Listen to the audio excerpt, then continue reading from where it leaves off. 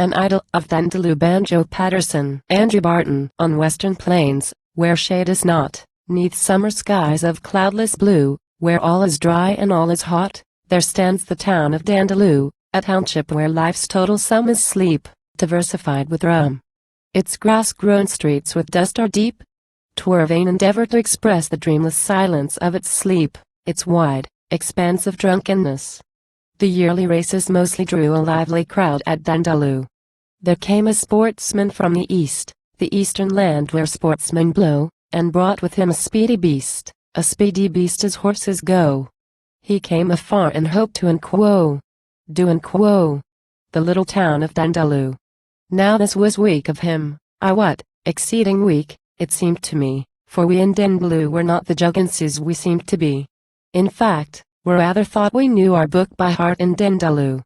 We held a meeting at the bar, and met the question fair and square, person quo. We've stumped the country near and far to raise the cash for races here. We've got £100 or two, not half so bad for Dandaloo. Person quo. And now, it seems we have to be cleaned out by this here Sydney bloke, with his imported horse. And he will scoop the pool and leave us broke. Shall we sit still, and make no fuss while this chap climbs all over us? Person quo.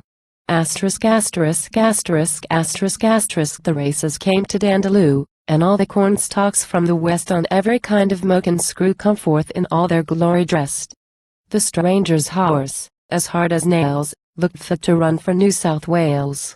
He won the race by half a length, quite half a length, it seemed to me, but Dandaloo, with all its strength, roared out in quo.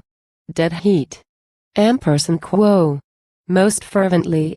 And, sifter hesitation meet, the judge's verdict was in quo.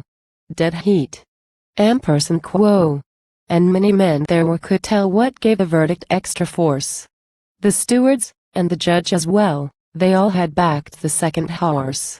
For things like this they sometimes do in larger towns than Dandaloo. They ran it off. The stranger won, hands down, by near 100 yards. He smiled to think his troubles done. But Dandaloo held all the cards. They went to scale and, cruel fate, his jockey turned out underweight. Perhaps they's tampered with the scale. I cannot tell. I only know it weighed him out all right.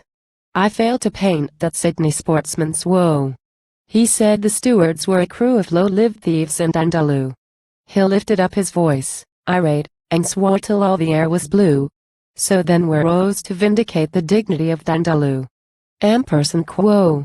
Look here, person quo.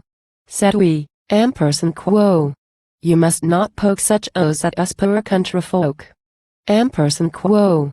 We rode him softly on a rail, we shied at him, in careless glee, some large tomatoes, rank and stale, and eggs of great antiquity. Their wild, unholy fragrance flew about the town of Dandaloo. He left the town at break of day, he led his racehorse through the streets, and now he tells the tale, they say, to every racing man he meets. And Sydney sportsmen all eschew the atmosphere of Dandaloo.